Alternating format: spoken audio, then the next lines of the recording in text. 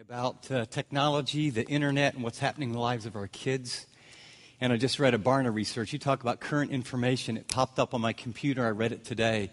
And the one thing they thought is that teenagers and tweeners were really driving technology use. And the latest research as of today is, no, it's not true at all. Parents use technology, cell phones, smartphones, the internet, just as much as their teenagers. In fact, teenagers say that my parents have a double standard. They tell me to turn things off, and they never turn theirs off. We're going to talk about this question as we close this series. Is technology helping or hurting our kids? Now, what I want to do, because the answer is, you already know it, right? The answer is yes. It is really helping, and it's really hurting. But what I want to do is I want to start off, and I want to do a quick review of what we've taught for the last 3 weeks in terms of 5 timeless principles. You don't need to write these down. You've had them the last 3 weeks. If they resonate, get the CDs or you can download them for free online. But here's the 5 principles that if you were Moses, they work. If you were the Apostle Paul during his era, they work. If you were born in the Middle Ages, they work. If you were born in the 1800s, they work. If you were born last year and you're parenting today, wherever you're at, these principles are timeless. What we're going to find is how you apply them is really different. Principle number 1 is successful parents begin with clear-cut objectives. As a parent, you got to say, I want my kids, my goal is to help them become holy, to become like Christ, not just happy or successful. Principle number 2, successful parenting demands that we practice what we preach. They will become what we are. Principle number 3 is successful parenting means building relationships that bond. It's not a transfer of information. There's got to be a deep connection of the heart. And whether that happened in the old days around a campfire or whether it happens now with high technology, you got to have relationships that bond. Principle number 4, successful parenting requires constant repair and ongoing maintenance. I don't care where you're at in the parenting journey, just wait 6 months, you got to change. You're going to have to apologize. Whatever was new, guess what? 6 months from now, it's not new anymore. Whatever you're doing that's working well with your kids, wait a week. It won't be. Principle number 5, successful parenting provides unconditional love and unpopular limits. When you're the kind of parent your kids really need, you say, no matter what, I want you to know I love you, I'm for you, I will never forsake you. And by the way, no, you can't have your own unselfish way that might be damaging to you. So significance, you love them. Boundaries, you give them security. Now here's the problem. The problem is the application. How, during the time of Moses, Deuteronomy 6 was applied, or in the first century it was applied, is one thing. How you apply it now in the technological world that we live in, with internet and access everywhere, all the time, Facebook, Twitter, friends that have access. Did you read the one statistic? 99% of teenagers have access to the internet. Here's what I want you to know. What you're ignorant of is lethal. What you don't know can destroy your child. Your child, at this time in history, has more information, more influence, more people, and more evil that can get into their mind and heart than ever in the history of the world.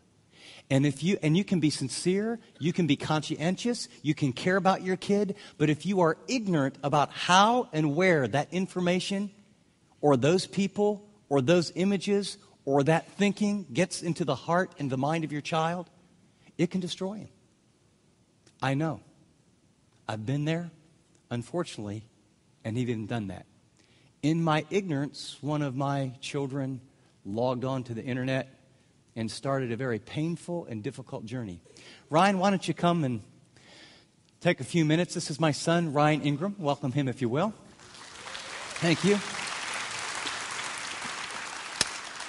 Ryan, I was ignorant. I didn't know much about computers. The guys in the office set one up at home, and I'm not sure they even had filters and things, but why don't you share your story and kind of what happened in our home, because I was ignorant and didn't know any better. Yeah, well, the problem was you didn't know a whole lot, but you had guys around you who were super tech savvy that always had kind of tried to keep you on the latest curve of things. And so we got the internet in my teenage high school years. And what I call is just the discovery stage. I knew very little bit about computers, didn't know how it worked, but then discovered this thing called the World Wide Web and started typing in all kinds of searches and seeing what I could find. And then eventually came across pornography. And what started out as just kind of looking turned into a full-blown addiction where I was just sucked in. In fact, what I wanted, it's amazing how addiction works, right? It's the deep craving of the soul that is almost this compulsive element that you can't control. And so I would, late at night or when I'd really want people to be gone away from the home so I could be in the back room with the computer and logging onto porn. I remember that, the power with especially pornography in this day and age is in the secret. And for me, the secret thankfully got brought to the surface quickly. I'm glad I wasn't stuck there for years and years and years, but I remember my senior year of high school. I came home one day after school, and my dad was home early, which rarely happens, and for me, that's generally, especially in high school, wasn't a good thing. So I see his car's home, and my mom's there, and we take this long walk down the hallway to the back room where the computer was, and said, we need to talk. And I knew exactly what it was about. And it was a little awkward. My mom was there, but it was actually one of the hardest and yet greatest conversations of my life, especially when I've had conversations with guys over and over in ministry who their marriages have been ruined because of pornography, their kids' lives destroyed, and just to see that God's deliverance in my own life to be able to have that conversation with you. And that brought me on a journey of hope in such a way where a long journey, not overnight, sadly, I wish it was. And yet the scars still remain, and I still have to have stuff. I mean, for a long time in my early marriage, we didn't even have internet because it's just like I can't have that around. And keeping clear guardrails in my life to make sure I just don't slip back because I love my family too much and I love my Jesus too much.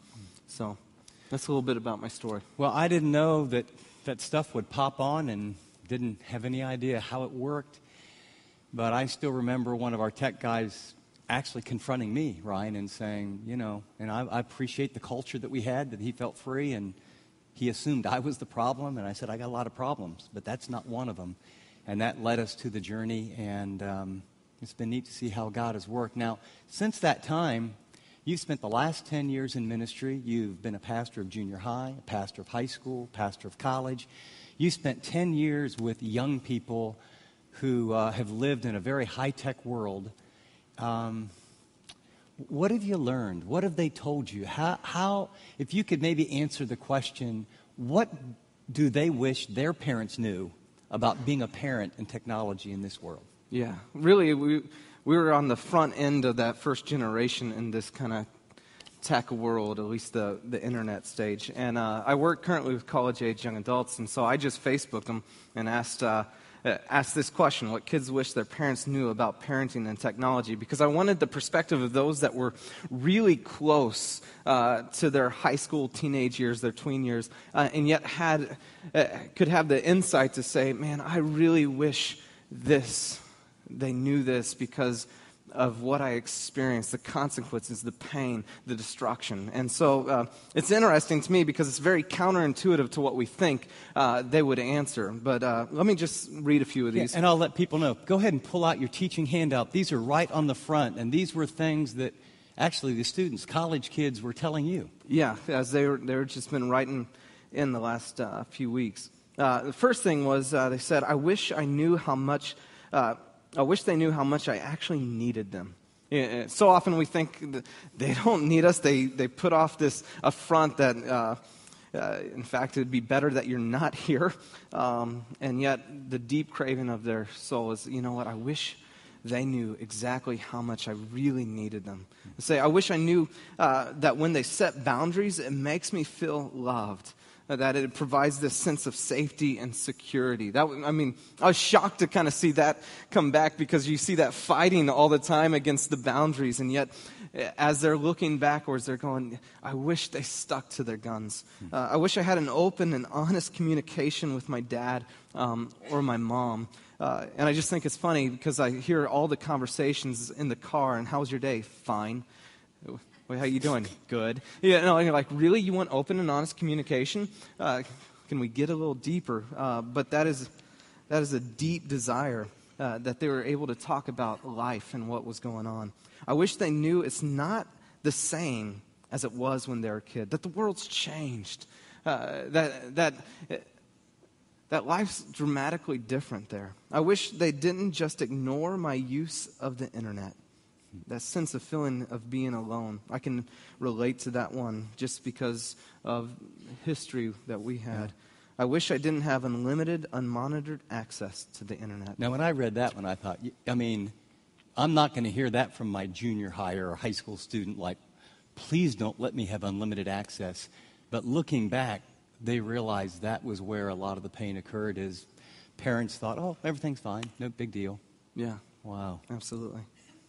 And the last one, I wish I had real time as a family with no technology. That we would have unplugged.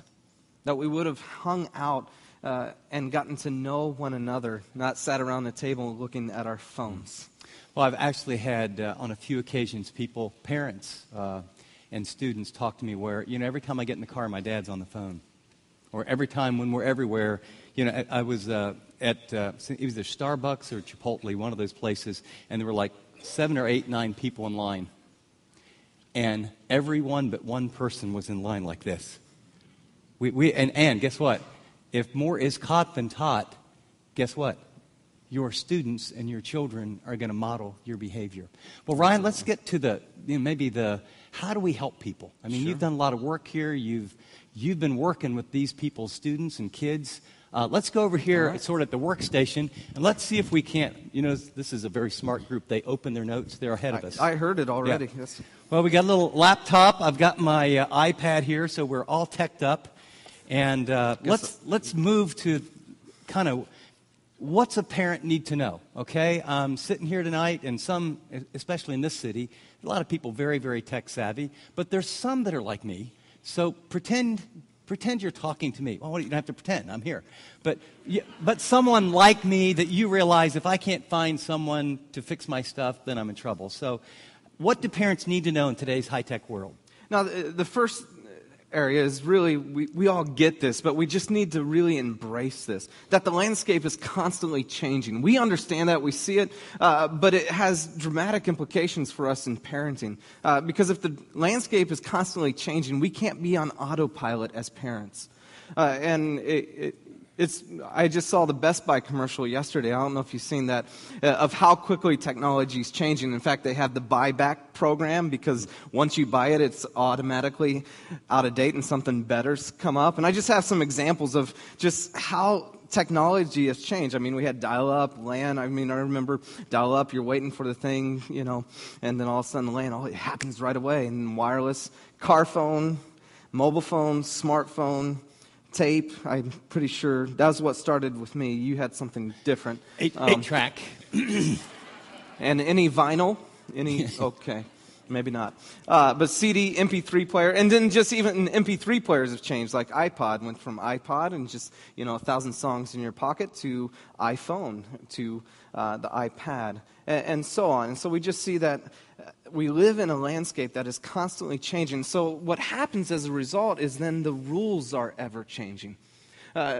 How we interact with life, what actually is possible changes. In fact, there's a few current things that could never have happened 10 years ago. You just look at Egypt and what happened over there, that you have this corrupt government that was overthrown. And in fact, I heard Jack Dorsey, the founder of Twitter, say it's so exciting that it began with tweeting.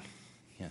And that you had this revolution that started with a tweet. That could never have happened. The rules have changed in the way we can impact our world. Anyone at any time can become famous with a click. I mean, you just look at Justin Bieber, this teen sensation that I don't understand. If you don't understand, you have no idea how I feel. But it builds into this me generation. I'm the focus. That life revolves around me. Just think about the words we use. How many friends do you have? How many followers do you have? That there is this me generation. In fact, I'll stop with this one. You can read the last few. Then is old is obsolete. New is not just nice; it's necessary. The rule builds into this consumeristic mindset that we have, that we must have the next new thing. In fact, though, it has shaped our culture and the way we interact with one another, I believe, because the sage is dying in our culture, isn't it? The wisdom of the past generation has begun to fade because this generation sees, you don't understand this, and I do, and so I don't need you. Old's obsolete. The encouraging part is I work with college-age young adults is going through that. They now see we long for mentors. We long for the wisdom of those. We can do all this great stuff tech-wise, but we don't know how to do relationships. We don't know how to do our finances. We don't know how to do all these other things. Yeah, your mom and I have had, it started in Atlanta with, your sister. She's always bringing home 12 of her closest friends and says, Mom, could you feed them all? And Dad, could you teach the Bible study? So we did. And it just connected us to this whole world. I mean, people were walking in with iPhones and directions, and, I didn't realize how ignorant I was. But then the neat part is to start to mentor some of these people and realize, boy, such a percentage from broken homes or being so smart with these things and just absolutely naive in terms of, how do you build a relationship? So it's really, I want to just share with you all, there's never been a greater time to mentor and build into the lives of people in their teens and 20s. And thank God for that leadership team that is building into life of your middle school, high school, and college students. So, yeah, one passage before we move on that came to mind is in Chronicles, and it's talking about David's men. And it says this interesting thing about the men of Issachar. And it says that they understood the times and they knew what Israel should do. And I think that's it. We live in a culture where the times are changing, the rules are changing, and as parents, that we ask God for the wisdom to understand the times and the courage to do what we know we should do. And the thing that happens there is then it goes to the next point. The dangers are changing and growing. Right. So, it's one thing, and we can all figure out that, and boy, I see this all the time. Texting and driving, that's just stupid. Right. Okay, and this is not limited to kids. No, I think we could ask the question. I don't want to because... Well, let's not do that. Okay. Okay. But I mean... How many of us have done that? I've got a documentary here. It's called Crackerberry D, The Truth About Information Overload. And it's from Stanford and it's CNBC. And they do all these studies. They took closed courses and truckers just looking down for a minute at a text and how much longer it called for that truck or car to stop. And I mean, when they did the research, it was just scary. Yeah. It's just, I don't want to miss, or I'm trying to say to something and save 3 seconds, and you kill someone. A kid runs out, or you run into the back of someone. And so this is pretty serious. What are some of the other dangers? Well, and when it was first introduced to me, back in the day, it was porn. That was the only thing that was the only problem. But today, and I think about my little girl, she's 6 years old, and my 2 little boys, and then what is being presented to them today.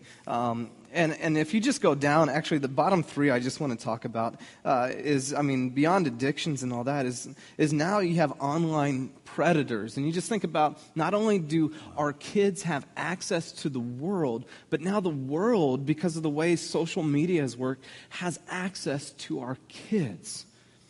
And I would never leave my daughter downtown San Jose ever by herself. And yet we do that with our kids online all the time. Wow. And then you have cyberbullying, and it's this whole idea that you have what used to be just happened at the playground. It happened, during recess, during lunch breaks in high school, in the quad. Now that extends all the way to home 24/7, and you say, or at least teens often say things way more viciously behind a computer screen than they ever would to their face. And you see this cyberbullying, and it has dramatic impact. We've seen kids actually commit suicide as a result of this. And then you have sexting and sextortion. What is that? Yes. For those you don't know, and sexting is any time you send an illicit image or message of yourself. So, and it doesn't necessarily have to do with your phone and texting, although that's the primary means, but it can be on Facebook or something. And this has been a trend we're seeing with teens and tweens. And political leaders. Yes, and football players. Yes. To take a nude picture of yourself, or provocative, or to say something explicit sexually, and then send that to your boyfriend, girlfriend. Problem is, then we've seen actually, a girl that did that to a boy, and then he sent it to everyone in school, and thinking that she was just doing something for her boyfriend, and yet, and those sort of things. But then sextortion, I have a hard time with that word, it is then how predators are now actually leveraging that, and they pose as someone else. And get a teen or young person to send an image, and then they use that as a leverage in their life to say, you need to send me more pictures, otherwise I'll share this with everyone. You need to come meet me and do this, otherwise I'll do this. They even use, I'll let your parents know. And you begin to see this sextortion that's going on. Before we go to the next one, there's something I read in the Barna report, and it came out of the documentary because they were interviewing, they had Stanford scientists who have been taking pictures, MRI pictures of the brains of both children, teens, and young adults after spending prolonged periods of time in front of information technology. And they're actually in classes like in Harvard and places, they're now stopping at times because the kids have such addictions. They actually have recovery centers now for people addicted to technology. And what they're finding is that taking in information is very, very easy, but whole parts of the brain that have to do with problem solving are going completely untapped. The issue isn't just what goes into your kids' minds or yours, but the issue is an overload of information technology is actually shaping the brain. People putting TV sets in front of small children to babysit them. You just need to understand things happen as those pixels are trying their brains. Certain things develop and other things don't. So you just got to get on the ball and realize ignorance is lethal. But some things don't change, do they, right? Yeah, I think that's important. So often you're looking at, okay, so how do I connect and relate? And there's some basic needs and desires that have never changed. I did youth ministry a long time. And the thing about youth ministry is how you attract students changes constantly. But how you keep them doesn't. How you keep them is actually these three fundamental areas, and I believe it's true for you and I and for every single person. First is that there's a deep desire and need for community, for a place to belong. You see that in the tech world with the evolution of social media and MySpace and Facebook and Twitter, YouTube, and there's a billion other ones that are coming out all the time. But there's this deep desire to belong and to be a part. And yet then most of the times, the kids I talk with, that's not being met inside the family. In fact, they feel isolated or alone at home. It's too busy going to the next thing. And so I just wrote down some things that I think are helpful practices for us as family. And one of the things that we did growing up all the time was family dinners. It was 5:30. You had to be there at 5:30. If you're late, you were in big trouble. I mean, If literally. I was late, I was in big trouble too. No, right. but it was scheduled into the routine of our life, 5:30. Whole family's there. We're going to sit around the table. But it created a culture of community that has shaped the way we do family, the way we hang out. When we go to dinner, in fact, my wife, when she first joined our family, it was odd to her, a little bit weird, because we would sit and have dinner, and then we'd hang out around the table for hours. And just talk and hang out. And it created that space to be. So that's the end of my story. And the second is a deep desire for significance. Talk about that. That's right.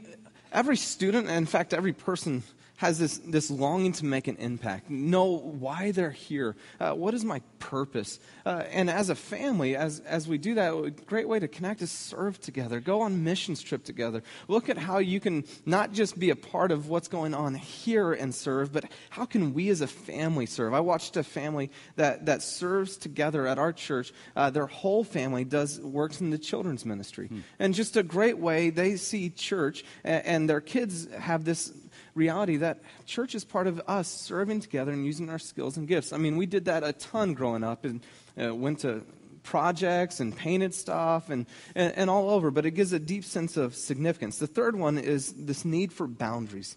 And on this issue, what I thought was interesting, as I've just watched the teenage, especially boys, that had the least amount of boundaries, what I watched them so often do is actually they would join the military.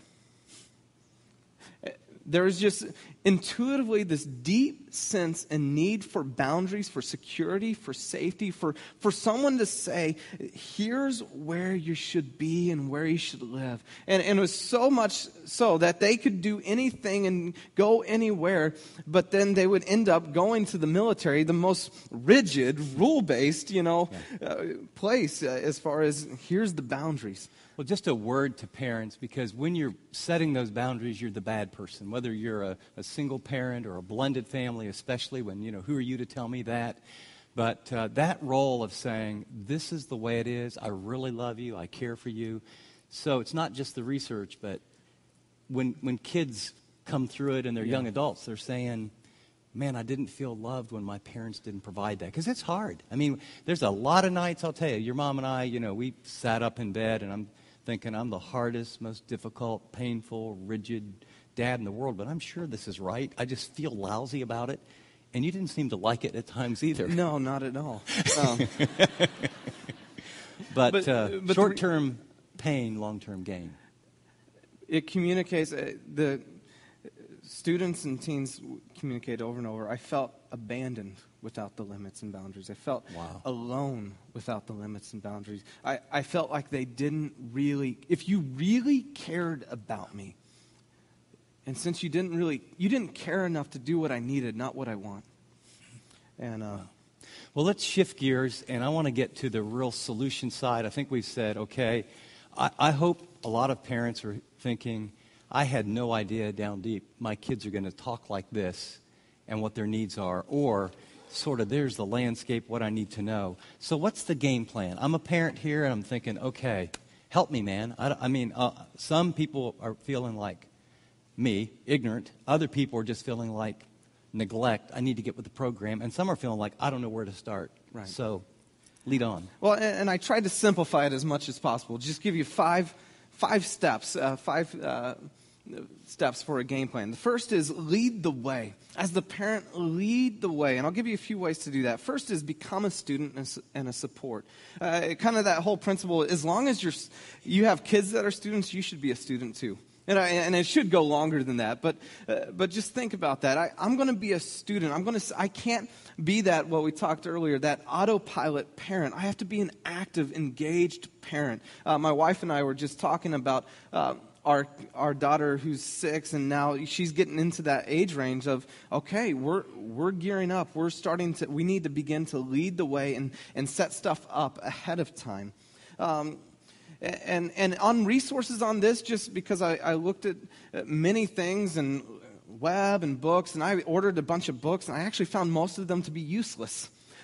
Just because the landscape's changing. So think blogs, not books. Okay, think trying to get current information on help there is for support. Think blogs, not books. The second is get help if necessary.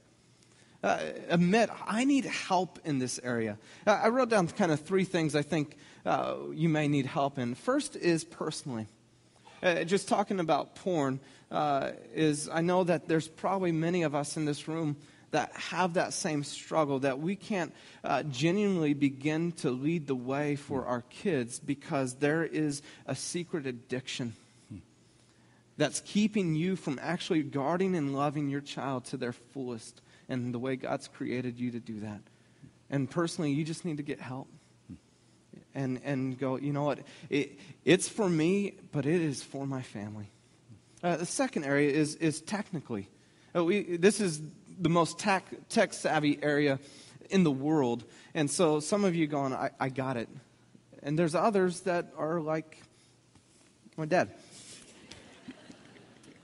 And so you need to go, I need help. It's not okay it's okay to not know, but it's not okay to not know and not do anything. Mm-hmm. And so I don't know how to do it, but I will figure out how to have someone help me do it.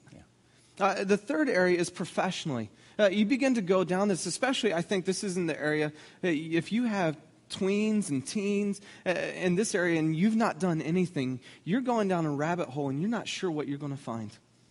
And you may uncover some things that you don't know how to deal with. Yeah. And so you need to get some professional help. That may be a Christian counselor. That may be your youth pastor. I've had that. I had one sermon I was teaching over at Westgate. I share about my addiction in my past openly because I know that God can use it in helping others to then break the secret. And I had a dad call me. He said, hey, I just found out my teenage sons have been looking at porn. I don't know what to do. Can I bring them in? And so he brought him into my office. He didn't know how to have this conversation or what to do. And so we just sat down for the next couple of hours with his kids, and we just walked through. And the fun part is now I see them. I mean, he has a great relationship with their kids. And these are just awesome boys that love God and want to do the right thing. They just needed help. And so get help if needed, whether that's personally, technically, or professionally. Sorry. That's great. Yeah. Download the monitor and filtering, and what we did, can you all know why I asked my son to help me? It's kind of like, I want to really help you, but I didn't know how to help you. On the back, he's given a number of very specific websites, controls. He's talked about filters, and you were telling me that the 2 best are Safe Eyes and Covenant Eyes? That's right. And there was something about one uses Mac and one doesn't. Why don't you tell them on that? Yeah, so, and I personally, I have accountability partners I use on my computer and on my phone, and X3 Watch is one, and I use Covenant Eyes, and that's a paid subscription. But what I came to find out afterwards is it doesn't work with Macs, the filtering option of it. And so for my kids, I need the monitoring and the filtering option of it. And so Safe Eyes actually works with your Apple or your Mac. But Covenant Eyes is excellent for your PC, as well as has up-to-date resources. And those are great websites, thinking blogs, not books. Those are great resources to find, okay, what's up-to-date, what's actually happening, and where can I get help? What filters to use at different ages, just all the actual practical stuff is on these. And then you say here, number 2, have the talk often and openly. What do you mean by the talk? The talk is the tech talk, is the birds and the bees talk. It's the hard talks, really. It's just, what are the hard talks? The talks that you want to avoid, the talks that make you a little uncomfortable just bringing it up to your kids, the talks that you know that if you have them could really guard and protect them. And so I say, have the talk open and often. Don't avoid it. Address the issues. I remember actually, I think I was 11 years old, and we didn't have, I don't know if we even had a computer at that time, but we had the birds and the bees talk. And one of the things down here is create a safe environment for them to talk. And I remember having the birds and the bees talk and sitting on the bed with my dad. And my dad's sitting, he's got his arm around me and he's having this conversation. And 11 years old, I don't really fully get it. And it's a little weird to me. But I remember this clearly. And it was just a sweet moment with my dad of where he's like, son, no matter what you ever do, you can never do anything that will make me love you any less. I will always love you. You can talk to me about anything. I'm always here for you. Now, there was limits, but then there was the open door of grace and love that I had a father who had unconditional love for me. And I think that's part of creating this safe environment for them to talk, where you ask questions, you affirm your love for them. Because so often students, they experience things. Your teens, a great majority of teens are actually solicited online and never tell their parents at all. And you want to create an environment where they can actually share that. Well, let me ask you this. If I'm a parent, what are the warning signs? I think that's a really important thing, that maybe something's going on. What would 3 or 4 things that would tell me, hey, I better get my antenna up. I think my kid might be into something. Yeah, I think if you notice a big change in behavior, like a character change, where you see them beginning to, all of a sudden they were outgoing and now they're introverted. All of a sudden they used to do sports and now they're hiding away somewhere. Whether they become secretive, defensive, they get angry easy or obsessive over things. One thing is, if you notice that whenever you come into the room, whether it's the TV or the computer and the screen changes right away, your radar should be up. Yeah. It's not just that they're clicking to a new thing. They may be clicking away from something. If they withdraw from family. But those are just some of the warning signs to so lead the way, have the talk, and then keep the control. What do you mean by that? Well, if you don't keep the control, your kids will have the control.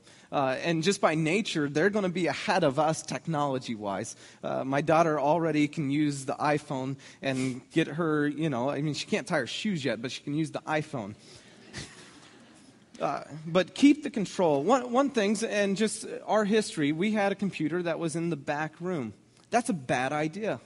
Yeah. Keep the computer, keep all technology, I would say TV, phones, everything in public arenas.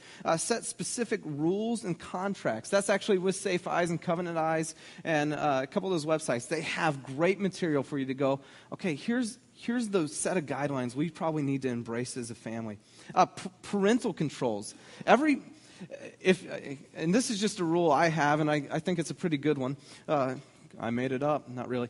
But is that if your device doesn't have parental controls on it, if you have a device, maybe it's a Blu-ray player, everything comes internet ready now, right? Gaming device, and it doesn't have any way for you to monitor or filter or stop, you probably shouldn't have it. That's just asking for trouble. In fact, my phone, on the iPhone here, I get in on here, and iPhone brought a whole new list of challenges for me with my background, and I had to figure out, what do I do? And when it first came out, they didn't have the software for it, and I have an accountability partner, and I found in settings that under settings, there's actually, you go to general, and I don't think you can see that too well, but there's an area called restrictions. I can't even access restrictions. My accountability partner has that code. And maybe something on this is where we get is this idea that this device is your son or your daughter's and it's theirs and they can do with it.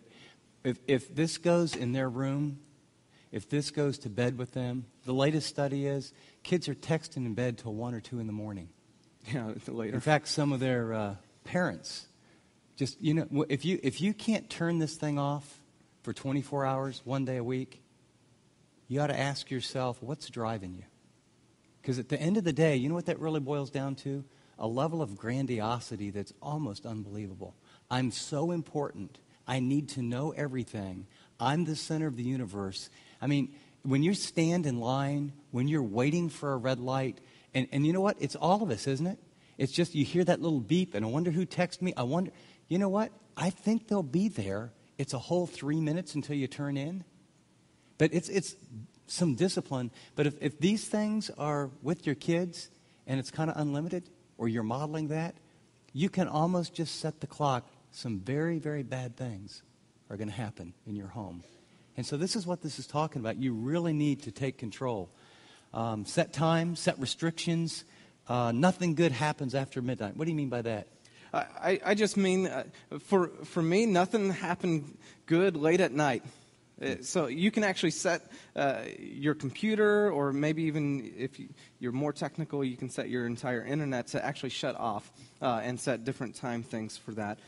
But if I had access to unlimited, unrestricted internet late at night, which I did in high school, late high school, it was not good for me. I struggled when it was late and when I was alone. And then you have the other area that I think is the greatest struggle, is when they're with others.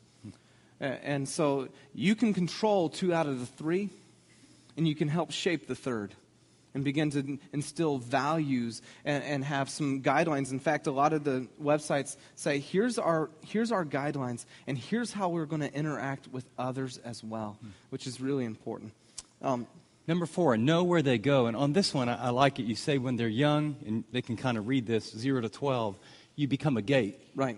But then when they get older, because even schoolwork and stuff, you want to be guardrails. Yeah, the needs change. And so as a gate, as a parent, we, I believe, have the responsibility to determine what comes into our child's mind and what they're sending out, and should completely control that, because we're guarding and protecting them. And yet then as they get older, one, we want to help them learn how to use it responsibly. It changes with homework, and I mean, the iPad is already being used in schools already. Next year it will be used in Los Gatos Christian School, by the way, little plug. There you go. Yeah, high tech. But the whole idea of guardrails, and this is I remember sharing this. This was part of a talk that we did with Awakening, our college age, out of the passage talking about embracing guardrails and becoming guardrails. And that a guardrail is a system that's designed to divert potential disaster, not keep you from fun. That's good. And so oftentimes our perspective, and when you can help your teen, your student, to understand what I'm doing is I long to be a guardrail in your life, and I don't long for you to go over the cliff, and so that's what I'm going to consistently do because I love you. And it's not to keep you from fun. It's not to keep you from what everyone else is doing. It's just I see the danger.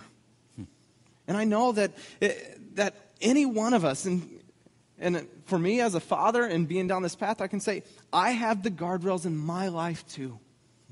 I don't trust me enough. I love you, but I don't trust you enough either. And so I think it's important to know ages and how we interact with them. Then the last one is, we were talking, kind of preparing, and I like this one, go where they go. Sometimes parents can feel like, oh, we've got filters on the computers. I've had some talks with my kids. They have a Facebook account, but I know everything. But what you're saying is, unless I am their friend and I log on and I read and know what's going on their Facebook and stuff, I'm probably going to find myself in that ignorant place where I was at some point. Yeah, you can know where they go, but if you don't go where they go, you don't know what they're saying to others. You don't know really what they're doing, because you can see on the modern thing, Facebook. They're doing Facebook. But I've seen teens who have alter egos on Facebook, and they're just this sweet, great teen and young adult, and yet on Facebook, they're cussing, they're doing all these other things. And you just need to go where they go. And in fact, I'd say you need to have all the passwords for your kids and everything. In fact, the way we set it up at my house is for any parental monitoring stuff, and whether it's the Blu-ray player or our Netflix account, because we have the parental controls there. My wife has the passwords. I don't need those. Yeah. And I think the conversation, maybe to close with here, and if you need tools, they're on the back, is it's certainly courage and wisdom, but it's the conversation where you say, it's difficult when you get to be a 17-year-old, you hear a message like this and you realize, I don't have their password, I really trust my son or daughter, but I'm ignorant and I'm setting them up for failure. This is one of those things where you say, something, in a weak moment, you can be the most godly man, a man after God's own heart. In a weak moment, even David sinned greatly. And so this isn't about, I don't trust you. This is about keeping temptation. You know, the biblical command is real clear. You don't fight temptation. You flee from lust. You don't fight it. Any person, I don't care how much you love God, how disciplined you are, any and every person under the right circumstances of temptation will fall. The best, the godliest, the most well-intended. And so what we're just going to say is we're going to join forces together with our kids and with one another to really live out the life together, to protect one another. Well, Ryan, thanks. Thanks for all your work, all your help. And would you pray for our parents here and also students as Absolutely. we close? God, thanks for just the time that we live in, that the massive potential for good there is. I ask that we would be a people that leverage that for your kingdom. I pray for our parents that you would give each of us great wisdom and insight. And yet at the same time, God, I pray with that wisdom, you would give us the courage to do what we know is right and what you've shown us, to lead our families, to love our kids, and that you would allow us to raise kids who love you. In Jesus' name. Amen. Could you stand as